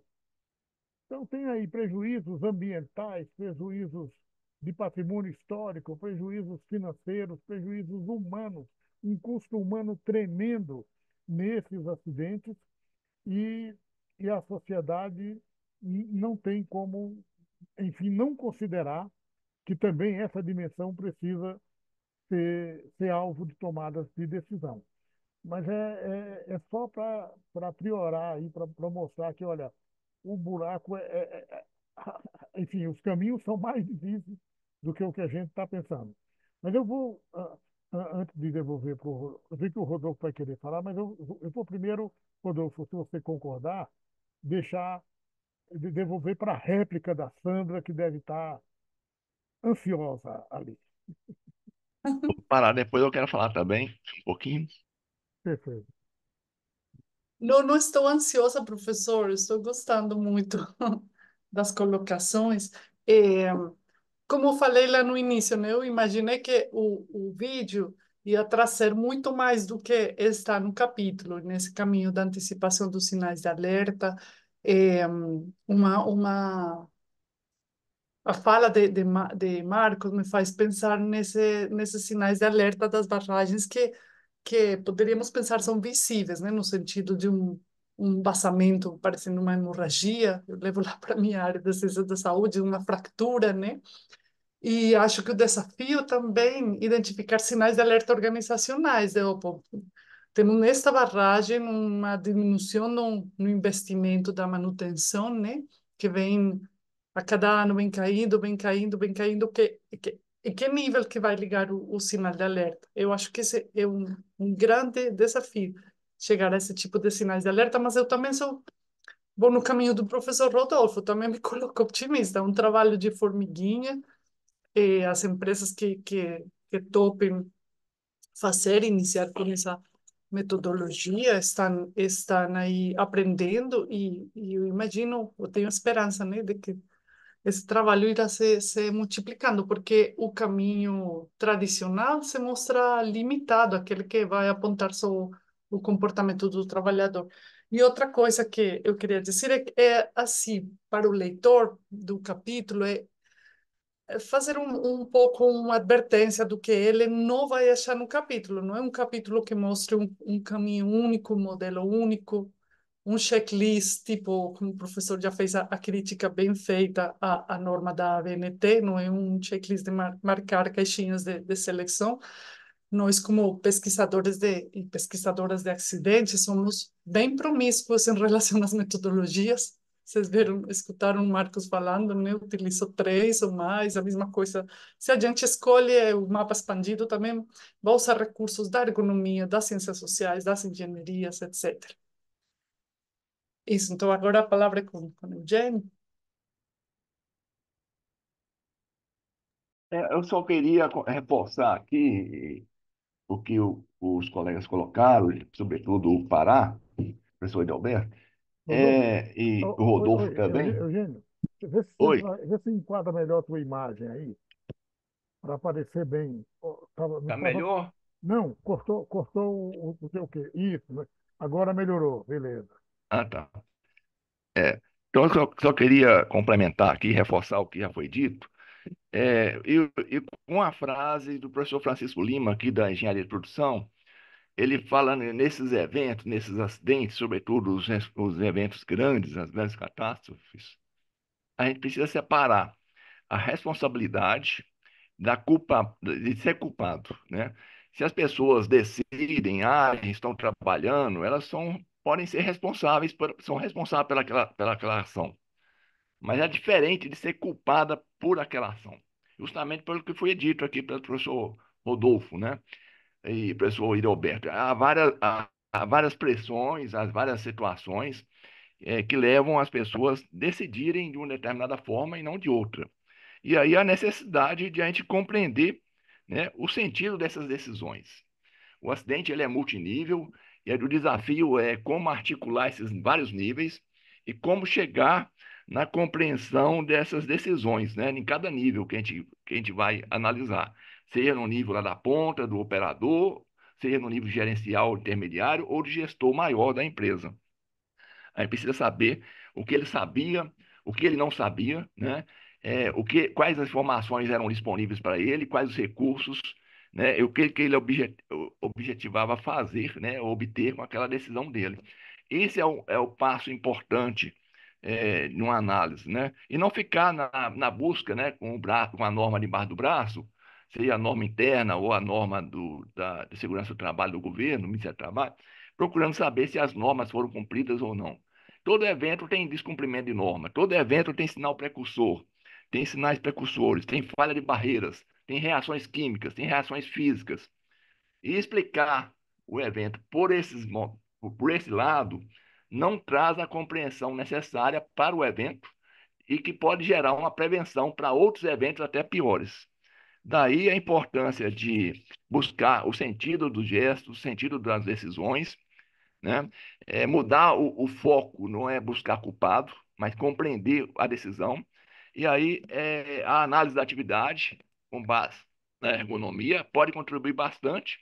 E outro instrumento que nos auxilia também a caminhar nesse sentido, é o modelo de análise de acidente de trabalho que o Rodolfo e o professor Pará desenvolveram, que está publicado, e que nos ajuda a elaborar, né, buscar informações mais precisas que não sejam só a atitude do trabalhador.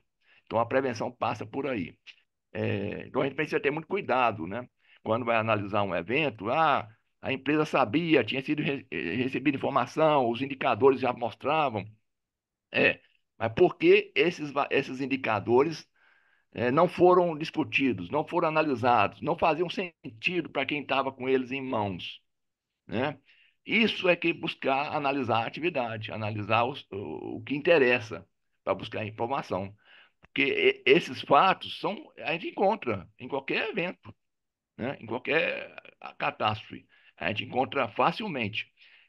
O passo mais importante é buscar saber se esse sinal chegou onde deveria chegar, nos níveis que deveriam ser chegados, de decisões, se eles foram analisados por quem conhecia, né, a sua gravidade, o seu potencial de dano, né, se eles foram colocados em discussão de forma democrática, ampla e restrita, né, para que cada um pudesse expressar a sua opinião, porque também nem todo sinal vai gerar um evento, né? É possível que lá na frente, associado a outros sinais, a outras situações, outras circunstâncias, ele engendre numa catástrofe. Mas isoladamente, ou naquele momento, ele está lá acontecendo, mostrando que alguma coisa não está andando como deveria, né? Por isso que há a necessidade de discutir coletivamente esses sinais e discutir o sentido, né, das pessoas, das decisões, né? Até porque, até decidir, discutir por que que esse sinal não foi dado a importância que deveria ter sido dado. Ele só se mostra importante depois do evento ocorrido. Aquele sinal no dia a dia, a princípio, às vezes não é dado tanta importância, mas ele passa a ser crucial, fundamental, crítico, depois só de uma visão retrospectiva. Mas a gente pode antecipar, por isso que eu falo, a gente transformar o REX, né, num instrumento de antecipação de eventos, onde os trabalhadores possam selecionar os sinais importantes, potenciais, e colocar em discussão esses momentos, tá? Esses fatos. Era isso. Eugênio, ó, eu vou tentar Pode caminhar falar. caminharmos para um encerramento. Então, você que estava terminando de falar, você quer fazer suas palavras finais também? Porque depois eu vou fazendo uma rodada no Marco, no Rodolfo, na Sandra. Você gostaria de acrescentar alguma coisa Tá. de É só palavras finais? agradecer a vocês pelo convite de participar do capítulo de livro, um livro que é uma referência na área de segurança ao trabalhador, conhecido há muito tempo, que hoje foi atualizado, e a gente colocou atualizou com novas visões, novas possibilidades de ações, por parte dos gestores das empresas, por parte dos gerentes de saúde e segurança. Então, há um conteúdo, não só desse capítulo, mas de todo o livro, muito importante, né? E pode auxiliar os trabalhadores, auxiliar os gestores numa ação de gestão mais preventiva, né? Abordando os lados da gravata borboleta, como você tem dito, né? Os lados esquerdo, né? Que proximal e distal, quanto os lados direito, né? Dos efeitos, né? Imediatos e tardios, né? O que pode ser feito, como analisar. E para isso, então, eu convido vocês a fazer a leitura desse capítulo e das referências citadas no capítulo e ficar sempre atento às publicações, ao Fórum de Acidente de Trabalho, porque tem muita coisa boa acontecendo, e buscar apoio junto com a gente, junto com a Fundacentro, com as universidades, né, que tem sido desenvolvido pesquisas importantíssimas e tem sido precursores, difusores de conhecimento nessa área. E a gente tem a atribuição, a vontade de contribuir para o processo produtivo, contribuir para a segurança da saúde do trabalhador e não contribuir para a punição, né? Nosso foco é melhorar o processo produtivo, melhorar a segurança e saúde, e não buscar punir pessoas. Eu acho que essa área de punição não é na nossa área de segurança e saúde do trabalhador. Isso é na área judicial, é na área, né, policial. Nossa área é preventiva e de melhoria das condições de trabalho. Muito obrigado. Perfeito. Marcos, Eu agradeço a oportunidade de falar para vocês e vou fazer uma provocação aqui agora. Não é só parar que faz provocação, não. Eu acho que a gente tem que tomar muito cuidado com as empresas aéreas. O que a gente tem visto aí dos últimos meses, eu estou cada vez mais preocupado e eu acho que vem coisa ruim pela frente. as jornadas de trabalho dos aeronautas, uma jornada extremamente excessiva, que eu acho que pode comprometer a segurança de toda essa, essa indústria aérea, né? Porque não adianta você ter uma aeronave boa, uma aeronave nova, se você não tem pessoas que consigam desempenhar a sua tarefa de forma adequada, com jornadas de trabalho tão excessivas como as que eles têm. Tá? Obrigado a todos e uma boa leitura. Bom, é, Rodolfo, isso, seu microfone estava fechado. Ah, as ladies first. Põe a Sandra aí que ela ficou muito quieta. Sandra, quem sou eu para contradizer o Rodolfo? Pode falar. Você que eu falei tanto no início, é, bom, isso é contraditório, né? O que Marco está colocando uma excelente provocação de Marcos, porque tem um bom órgão ali para investigar. O professor Rodolfo citou a CENIPA, mas continuam acontecendo esses acidentes. Eu tenho visto algo, eu posso dizer que eu tenho visto algo positivo, não sei se sou optimista, mas na abordagem jornalística de algum desses acidentes, e que eu também não assisto muito a mídia tradicional e também sou muito de redes sociais. Mas eu tenho visto num canal específico uma abordagem que chama muito atenção para... Eles ficam repetindo, os jornalistas, o acidente não acontece por uma única causa. A investigação, estas conclusões são preliminares, né? Falando do último relatório da CENIPA do problema com gelo, aquele voo da Boa e Paz. Ainda falta uma investigação mais aprofundada. Então, eu tenho visto assim, uma abordagem que tem chamado a atenção para mim, que o que a gente sempre vê na imprensa é essa coisa de, tá vendo, é falha dos pilotos, tem uma falha humana tras acidente, uma causa raiz, mas eu repito, né, eu sou suspeita aqui de falar porque estou só acompanhando quase que um único médio, mas eu estou contente de ver essa mudança da abordagem. Bom, e eu, para finalizar, que eu posso dizer só agradecer, porque desde que fui convidada a capitanear, né, a coordenar esse trabalho, eu fiquei muito feliz e muito honrada. Está uma equipe super produtiva, a gente não tem, assim, dificuldade com aquele síndrome como é pânico da página em branco, com esses professores aqui, porque todos escrevem muito. A maior dificuldade é ver como é que a gente corta. Eu acho que o capítulo é muito rico, traz vários caminhos. Eu gostei também dos casos que escolhimos, porque Marcos falou, um é um maior acidente de trabalho do Brasil e outro caso é um incidente que não teve uma ferida de um trabalhador, né? E ambos trazem caminhos diferentes e com muito potencial para aprendizagem. Nada, só agradecer. Eu acho que esse caminho reflete também um pouco a minha carreira de formação como pesquisadora, que eu já tenho 10 anos com esse grupo, e eu acho que o capítulo mostra não só o meu aprendizado, mas é, esses caminhos, esses desafios que são colocados na nossa frente, né? E que pretendemos avançar neles, na nova forma de implementação de prevenção. Obrigada, professores. Nós que agradecemos.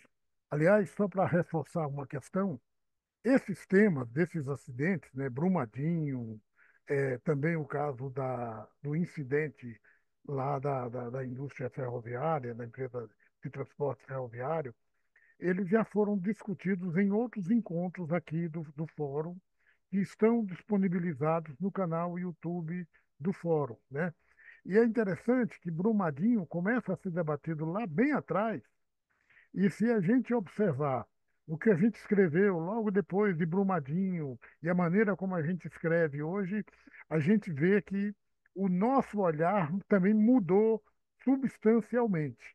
A gente continuou insistindo, né, na necessidade de abordar para lembrar como o Eugênio lembrou aí da gravata borboleta, né? Os dois lados, né?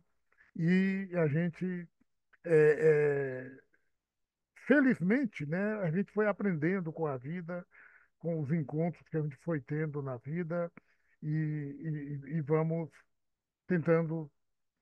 O acidente não termina nunca. A investigação vai continuar. Eu já estou aproveitando para eu concluir minha fala e minha despedida aqui, porque depois aí o Rodolfo faz o fechamento.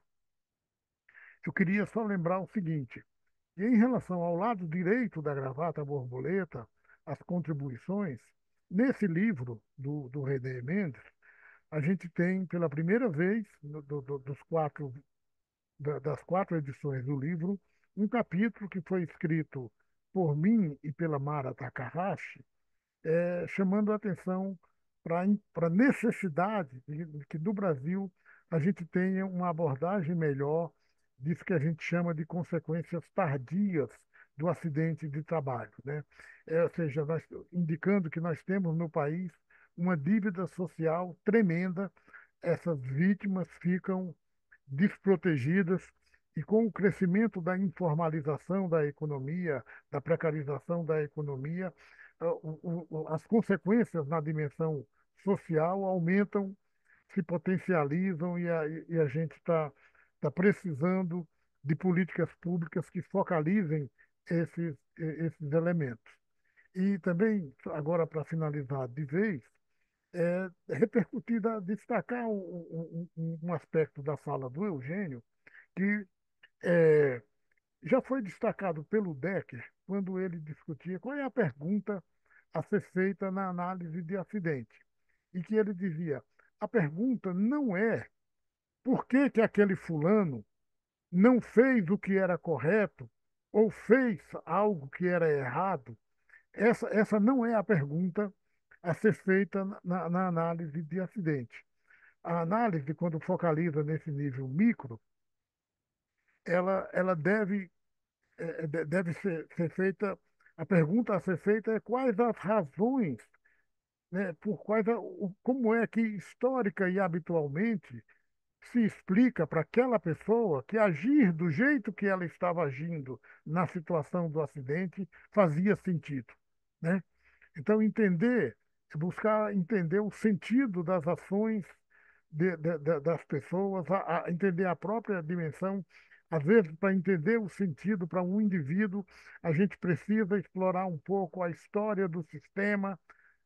Não é às vezes, não, né? Precisa mesmo explorar a história do sistema, entender o significado que aqueles comportamentos têm para aquele coletivo, que nos ajudam, enfim, a pensar esse sentido são o nosso zoom.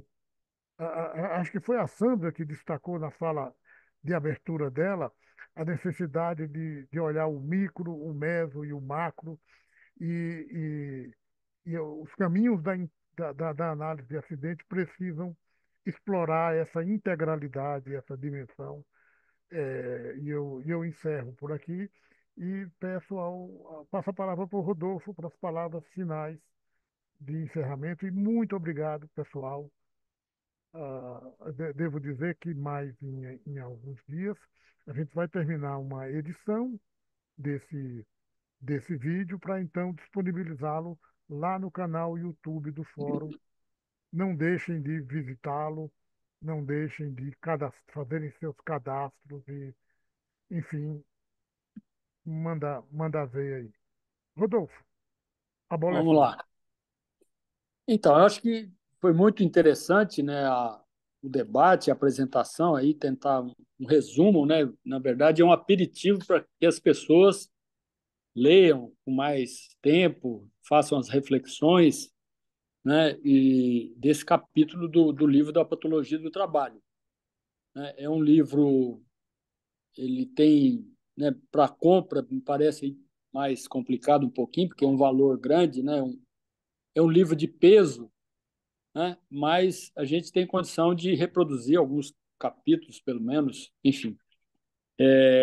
Então, eu acho muito interessante, né, esse livro trazer esse assunto de forma atualizada, como foi feito, né? parabenizar principalmente a Sandra, que topou essa parada de capitanear, né? A gente tem bastante compromisso e muita correria, e ela se dispôs a organizar. Então, não foi um trabalho tão simples. Eu acho que o grupo, né, tem essas capacidades, vamos dizer assim, essa aptidão de escrita, e eu acho que foi demonstrado no trabalho, mas a Sandra fez todo esse trabalho de ordenamento, de organizar, e está de parabéns. Eu acho que é isso. Tem uma novidade aí para o fim do ano, talvez, vamos ver se consegue, né, que é uma nova edição do Mapa. É uma publicação, né, o Eugênio citou aí, que contribui também com esse processo de análise de acidente, foi produzido pelo nosso grupo em 2010, né? Ou seja, ele já está com 14 anos e a gente vai fazer uma atualização. Eu acho que vai enriquecer bastante. E, mais uma vez, a Sandra topou a parada de capitanear, né, junto com o grupo, de uma nova versão mais atualizada, mais completa, com exemplos, né? Porque a gente já usou esse roteiro de análise, né? Não é um roteiro fechado, é um guia conceitual para análise de acidentes, desde acidente com agulha, acidente com trem, acidente com, enfim, com obras, grandes obras da construção civil, acidentes industriais, acidentes com máquinas, né? E a gente vai poder enriquecer agora com uma nova versão atualizada do livro, né, do modelo de análise e prevenção de acidentes. Então, a luta continua. Eu acho que esses desafios que a gente comentou aqui, né, essa questão da norma da BNT, dessa questão da culpabilização, né, a gente muitas vezes pensa a abordagem só pensando na indústria, vamos dizer, no SESMIT, o serviço, né, a CIPA, o SESMIT, o gestor da indústria ou da empresa. Mas essa nova abordagem é necessária também para os atores públicos, pessoal de vigilância, pessoal do Ministério do Trabalho, do Ministério Público, né? Pensar qual que é o objeto. Esse é um grande desafio. O objeto é o quê? É fazer uma análise para punir alguém, responsabilizar e falar, ó, eu fiz minha parte e teve uma multa, né? Ou o objeto é a prevenção?